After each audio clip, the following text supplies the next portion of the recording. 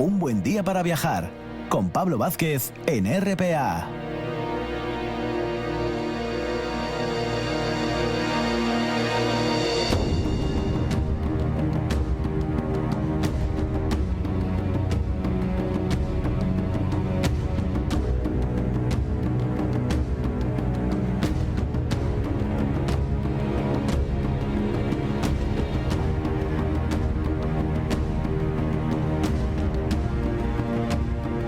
Tras el boletín de las noticias, regresamos aquí a nuestra segunda hora, a nuestra cita con vosotros en este segundo periplo viajero, en esta mañana de sábado.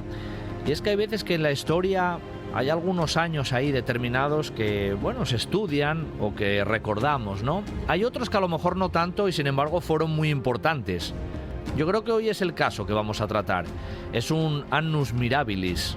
Bueno, es que además el título que está por detrás de la obra de investigación de David Ramírez, que ya lo voy a definir yo como amigo del programa, ya se pasó por aquí hace un tiempo hablando ahí de la conquista del océano. Él es especialista en el ámbito de la historia moderna, más de 25 años en la edición de libros de historia, proyectos de investigación, charlas, colaboraciones en otros medios también de comunicación, y en la editorial Edad habla de este annus mirabilis, la reconquista de Salvador de Bahía y otros triunfos de 1625. Apuntaros ese nombre porque lo vamos a desgranar muy bien. Y David lo va a hacer porque está ya con nosotros. Muy buenos días, David. Hola, buenos días, Pablo. Hoy un placer estar aquí otra vez con vosotros y saludos a los oyentes. Un lujo tenerte por aquí de nuevo después de los meses, que pasa el tiempo muy rápido, David, porque este proyecto también hay un poco de investigación, ¿no? Y plasmado en este libro, nos hace apuntar en una época determinada y en un año determinado. 1625. Yo decía antes en la entrada, David, que claro, 1492, el 400... Hay años ahí en la historia que quedaron y tenemos en el imaginario. Pero 1625 yo creo que de mano no mucho y verdaderamente fue un annus mirabilis, ¿verdad, David? Sí, es una cosa muy curiosa porque este año, pues en realidad tuvo una importancia, bueno, para los contemporáneos enorme, inmensa, y vamos, de hecho, hasta el propio rey fue intitulado Felipe el Grande después de este año, Felipe IV, Felipe el Grande, y sin embargo, pues ha quedado bastante desdibujado para la historia y como tú dices, pues tiene, vamos, es comparable perfectamente a un año como 1492 con la toma de Granada y el descubrimiento de América, o otro año como 1580 con la incorporación de Portugal a la monarquía hispánica. Es un año verdaderamente que tuvo una importancia tremenda y unas repercusiones muy grandes que, bueno, pues como pasó en 1580, al final no fueron tan buenas como parecía, pero es un año importantísimo, importantísimo. Es que yo siempre había escuchado, ¿no? Y no yo, sino en general hemos escuchado que, claro, Carlos I y Felipe II son ahí los grandes, ¿no? Del periodo Austria, y que luego ya, pues Felipe III, Felipe IV, se les llamaba los Austrias menores, pero en realidad en la época esto no estaba tan claro, no, al contrario, de menores no tenían nada. Bueno, esto es un tópico de la historiografía que pues se ha ido implantando. Yo lo estudié así. De hecho, yo en los manuales, cuando estudiaba historia moderna en la universidad, recuerdo muy bien el manual de Lynch y tenía dos tomos. Uno era los Austrias mayores y otro era los Austrias menores. Y bueno, pues esto es una idea que ya está completamente superada porque, bueno, claro, tú miras en perspectiva la historia. Y es cierto que los resultados finales del siglo XVII, pues al final del siglo, España perdió la hegemonía continental y no tuvo el éxito que tuvo si lo miramos desde el final del siglo XVI. Pero claro, esto es una mirada a posteriori. En ese momento, los reyes de la monarquía hispánica, los reyes de España, eran sin ninguna duda los monarcas más poderosos del mundo, que tenían el imperio más grande que había en la Tierra y vamos, en aquel momento tú le dices a cualquier contemporáneo que su rey era menor y vamos, te miraría con los ojos como platos diciendo, este hombre ha perdido el juicio. Sí, sin duda. Oye, David, a ver, vamos a meternos un poco en la cuestión. ¿Qué pasó ahí en 1625 que fue tan espectacular que incluso, si no me equivoco, los mismos contemporáneos se asombraron? ¿Qué ocurrió ahí en 1625? Porque ocurrieron muchas cosas, ¿no? Sí, sí, fue precisamente lo que tiene de extraordinario es que este año España se enfrentó contra las principales potencias europeas del momento en escenarios repartidos por 4 continentes y por diversos mares y océanos. España se enfrentó en América, tanto en Brasil como en el Caribe, se enfrentó en África, se enfrentó en Europa, hubo muchísimas batallas, se enfrentó en Asia este año no fue muy activo en el enfrentamiento en Asia, pero también hubo algunas victorias en este año. Y lo que ocurrió es que España ganó todas estas batallas. Algunas de estas batallas fueron absolutamente espectaculares, con una movilización de tropas descomunal. En el libro se explican todos los triunfos. Y para que os hagáis una idea de la importancia que tuvieron para los contemporáneos, como tú has dicho, está el hecho de que cuando en 1637, a finales de la década de los 30, Felipe IV construyó el Palacio del Buen Retiro, en la sala de reinos, que era la sala más importante, el salón más importante de toda la corte, porque era donde se recibía a los embajadores extranjeros y a los dignatarios, era el salón con más contenido político de toda la corte y, por tanto, de toda la monarquía.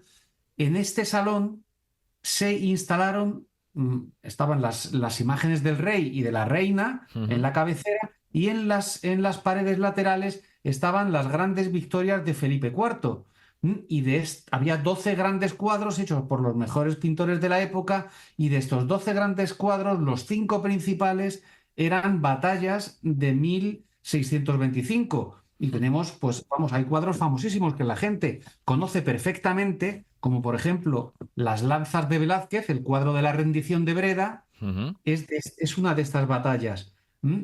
Y, por ejemplo, la defensa de Cádiz de Zurbarán es otra de estas batallas. Son cuadros que todo el mundo identifica, que todo el mundo conoce, pero que en realidad no sabe por qué se mandaron pintar. Y estos los mandó pintar el rey precisamente para impresionar, ¿m? Para mostrar su poder político ante los embajadores extranjeros en el Salón de Reinos, para que veamos la importancia que tenía para ellos las victorias de 1625. Es que nos lo acabas de decir, David, tenían frentes abiertos en todos los lugares, Centro Europa, zona del Mar del Norte, Mediterráneo, Caribe, África y las Molucas directamente. O sea, no había punto en el globo donde no hubiera un frente abierto. Sí, sí, fue un año increíblemente belicoso. España claro, acababa de terminar la tregua de los 12 años con las Provincias Unidas, se había metido de lleno en una ofensiva muy potente contra los holandeses, y a la vez estaba en Europa en plena eclosión en la Guerra de los 30 años, que había empezado 3 años antes y estaba en un momento, vamos, de absoluta agresividad y de absoluta ofensiva.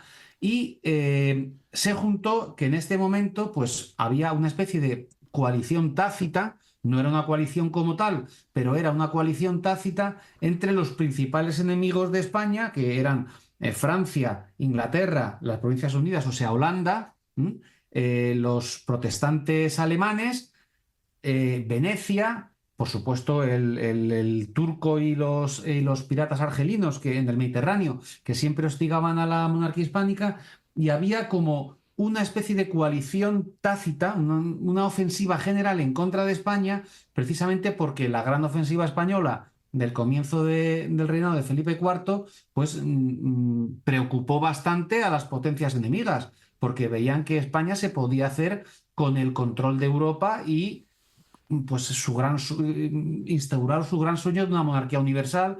Y entonces, pues bueno, pues fue un año extremadamente belicoso en todo el mundo, porque la ofensiva se desarrolló además de en Europa, en diversos puntos de Europa, muchos puntos de Europa, ¿eh? O sea, está la victoria de Breda en Flandes, pero hay luchas en el Mar del Norte constantes. Se intentó atacar Génova, que era esencial para España porque era su aliada y además era su banquero. Era Ujú.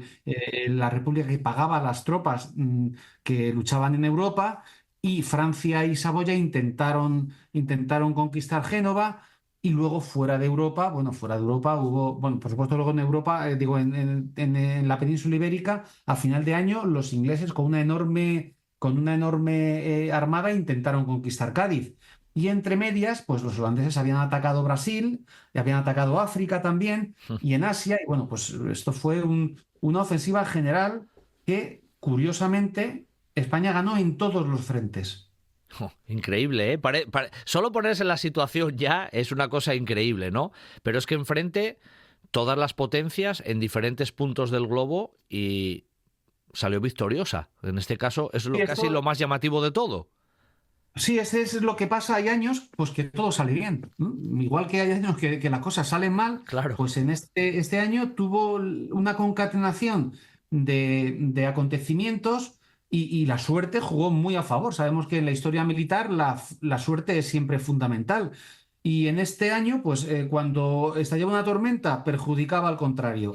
Cuando, por ejemplo, en Breda había obras enormes para construir diques, unos para proteger al ejército español y otros para proteger a la ciudad, pues se derrumbaban las de los enemigos. Y esto fue una constante. Siempre que ocurría algo, beneficiaba a España. Por ejemplo, en el Mar del Norte, los holandeses tenían un poder marítimo increíble, tenían bloqueado todos los Países Bajos españoles, y sin embargo, una tormenta destrozó toda la flota de bloqueo y permitió a los famosos corsarios de Dunkerque y a la flota española de los Países Bajos destrozar el comercio pesquero de Holanda, que en otra de las victorias que fue importantísima.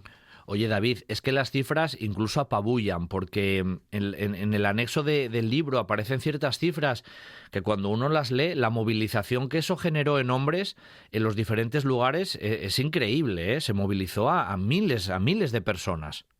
Bueno, la movilización de este año es espectacular. En las cifras que tú mencionas al final, he juntado las cifras, tanto las del propio Valido, del conde duque de Olivares, como las del cronista real Tamayo de Vargas. Y en realidad coinciden bastante.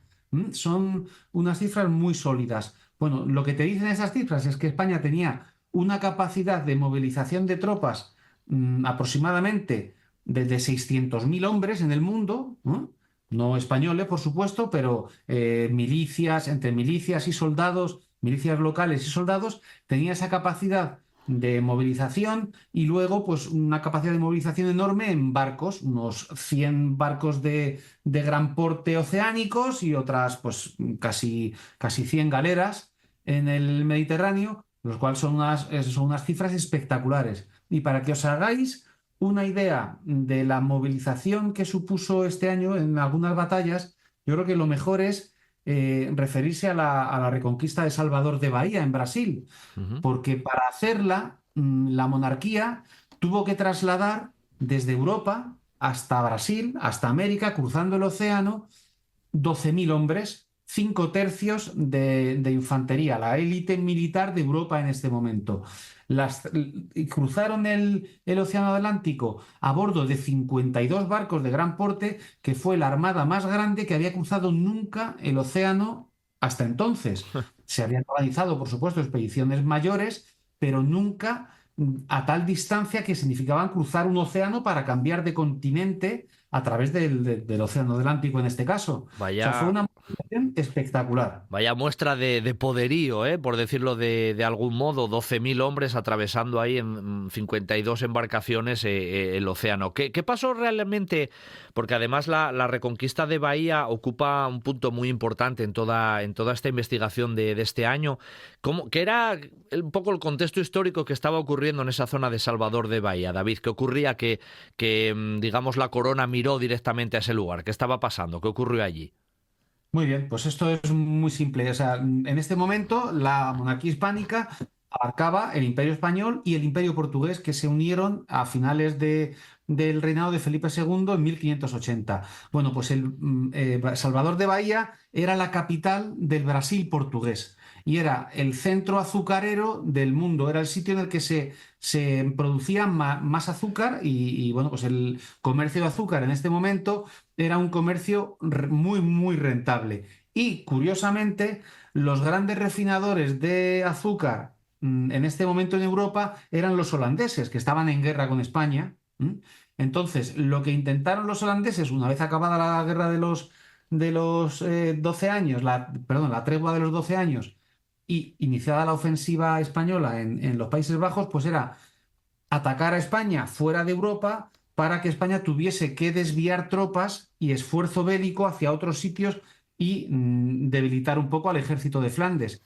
Ese es uno de los objetivos. Y el otro objetivo era que los portugueses, igual que habían hecho en Asia ya a final del reinado de Felipe II, querían penetrar en América y el punto más débil, igual que en Asia, era el imperio portugués, porque los portugueses tenían mucho menos poder militar y capacidad de defensa que los españoles. Entonces, con esto pretendían hacer una cosa que se llamó el Gran Designio holandés, que era pues apoderarse del comercio triangular del Atlántico, que consistía en cogían esclavos en África, los llevaban a América para cultivar el azúcar y luego ese azúcar se transportaba a Europa para refinarlo y venderlo. Entonces, los portugueses en este año, en el año de 1624, empezaron el Gran Designio, eh, conquistaron Salvador de Bahía y en 1625 intentaron también conquistar el África portuguesa, conquistar el Mina. Bueno, pues la monarquía lo que hizo fue una gran ofensiva, como hemos dicho, en Brasil para recuperar Salvador de Bahía, que había sido conquistado el año anterior, y también proteger pues, África y, bueno, y todos los puntos que estaban en ese momento en guerra, porque claro, toda esta movilización que hemos hablado de Bahía no es que España organizase eso y punto, no, a la vez estaban luchando en Flandes, pues con la toma de Breda, estaban luchando en Génova, estaban defendiéndose de una posible invasión inglesa que pasaría unos meses más tarde. O sea que todo esto se mueve en un contexto bélico general, como hemos dicho antes. Oye, en Breda, claro, mencionaste antes, ¿no? Esa herencia o ese reflejo que quedó en el arte, que hoy disfrutamos y que muchas veces vemos la obra y nos impacta artísticamente, pero no sabemos lo que hay por detrás. Esas famosas lanzas, ¿no? Esa rendición de Breda es uno de estos episodios, que ahí también hubo personajes importantes y movilización importantes. ¿Qué ocurrió en el sitio de Breda? Sí, el sitio de Breda fue un sitio espectacular que duró 9 meses. Eh, casi que fue un caso muy especial en la Guerra de Flandes, porque en la Guerra de Flandes lo que se intentaba era tomar al asalto las ciudades, acercarse a las murallas y obligarles a rendirse.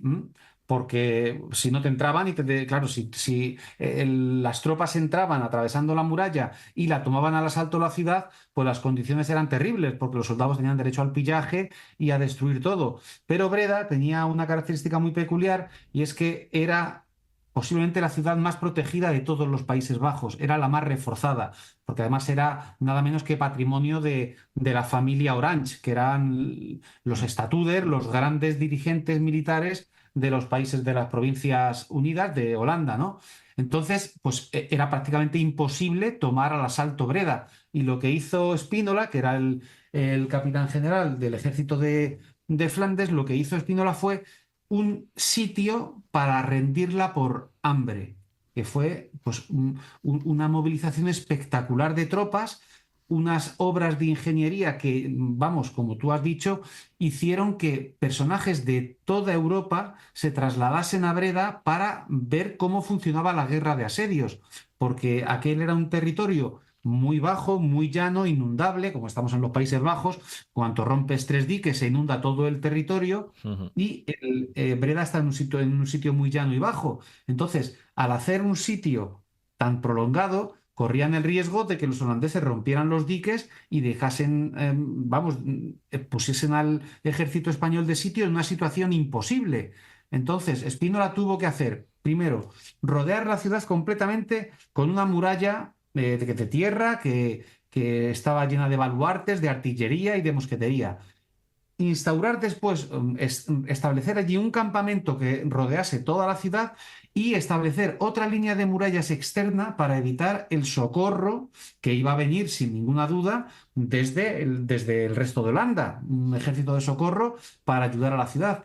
Entonces había una doble línea de muralla gigantesca y en el medio estaba el ejército español en una zona inundable, con lo cual había que hacer diques, había que construir terraplenes sobre la zona inundable, otra especie de muralla dentro de la zona inundable para evitar que los holandeses fuesen con barcazas para dar suministros a la ciudad. Bueno, fue una obra, ya te digo, espectacular, que está, si os fijáis en el cuadro de Velázquez, se ve la obra al fondo, se ve al fondo del cuadro, pero hay otros cuadros, hay muchos más cuadros del sitio de Breda, porque como os digo, fue importantísimo. Están los cuadros de Peter Snyders, que tiene varios del sitio de Breda, y que este era un gran pintor de batallas, y entonces no era tan buen pintor en el sentido técnico, realista como Velázquez, pero era un descriptor de batallas inmenso, y Snyder tiene unos cuadros fabulosos que se ven todas las obras de ingeniería, que bueno, fueron realmente espectaculares. Sin duda, ¿eh? Las cifras, los datos, lo que ocurrió en ese año, en general es espectacular. Pero, ¿y el día después? No, más bien, el año después, las cosas fueron tan brillantes, hubo consecuencias a todas estas victorias, las demás potencias ante esta situación se unieron más. ¿Qué ocurrió al año siguiente o en esos años posteriores, por decirlo de algún Sí, modo? sí, pues como te he dicho antes, tuvo unas repercusiones enormes, 1625, y no fueron positivas. Precisamente me pasó un poco como en 1580 cuando se incorporó Portugal. Claro, el éxito era tremendo que se incorporase Portugal, pero Portugal se incorporaba muy debilitado. Entonces supuso un frente peligroso para la monarquía. Pues en este momento lo que pasó fue que la movilización fue tan grande, tan inmensamente cara, que España tuvo, para poder sufragar todas estas expediciones y esta ofensiva, tuvo que firmar el asiento con los mercaderes genoveses, que eran los que pagaban a las tropas, con los banqueros genoveses, más desfavorable de toda la historia de España. Entonces, a los 2 años ya España no pudo más y tuvo que declarar la bancarrota porque no daban abasto.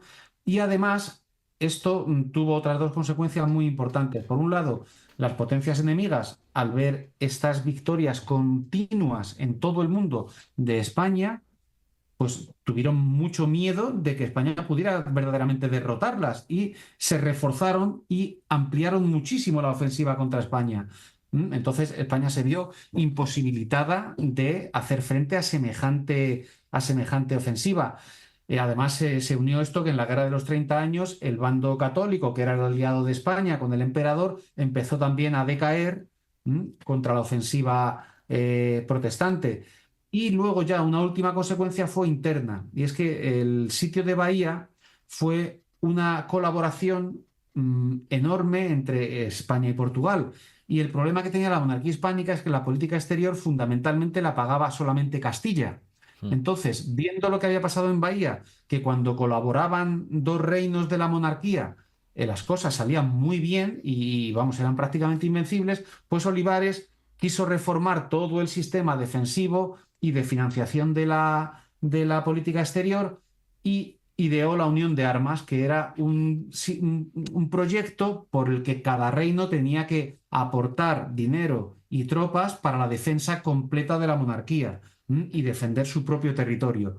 Y esto, pues, que era un proyecto muy, muy pensado, muy planificado, porque Olivares era una persona con muchas aptitudes, pues derivó en que hubo tales resistencias internas que fue muy, muy difícil irlo implantando, y acabó en 1640 provocando una rebelión general que, bueno, fue la crisis más grave a la que tuvo que hacer frente la monarquía durante toda la Edad Moderna, solo comparable con la invasión napoleónica, que fue un desastre y que acabó con todo el poderío, definitivamente con el poderío español. En la editorial EDAF, obra de David Ramírez, que ya lo comentábamos, especialista en este ámbito de la historia moderna y en este periodo histórico precisamente, además editor de libros de historia muchos años, ha publicado Annus Mirabilis, la reconquista de Salvador de Bahía y otros triunfos de este año, de 1625, hace ahora 4 siglos, hace 400 años, y que hoy hemos rememorado aquí. Acercaros a su obra porque la investigación es tremenda, los datos abruman en muchos casos, como acabáis de comprobar. Importantes consecuencias también de este año que hemos ido mencionando, pero la verdad que 1625 hay que apuntárselo en la memoria e investigar y leer un poquito más la obra Annus Mirabilis de David Ramírez. David, ya sabes que es un placer hablar contigo, lo cuentas siempre muy bien y volveremos a hablar seguro. Un abrazo fuerte desde Asturias. Pues muchísimas gracias, Pablo, y muchas gracias a todos los oyentes.